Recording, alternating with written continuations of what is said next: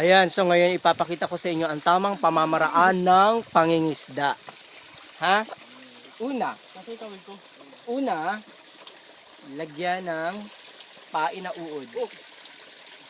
Ha? Pagkatapos, kinakailangan may palubog. Siya, tas ganito. Ipapakita ko sa iyo. Okay. Bueno ka, ganito, habang nakahawak sa bewang. Wow! Very good. Pagkatapos, ilipat ka agad sa kabila. Yan.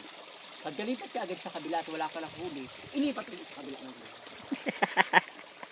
Wala pa rin. Ilipat ulit dyan sa kabila ng ganyan. Perfect. Oh. Ilipat ulit doon. Nakikita nyo, di ba ang ganda? Katapos pag wala pa talaga ng huling putang ina, kalaban yung kabilang minimum. Yan, dyan na. Perfect. Yan, ilipat ulit doon. Ilipat ulit doon.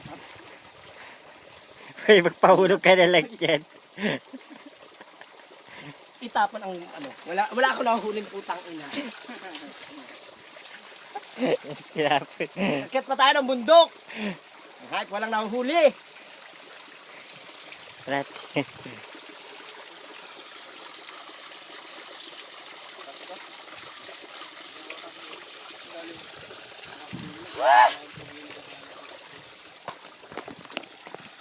Ayan. So, ang pinsan ko.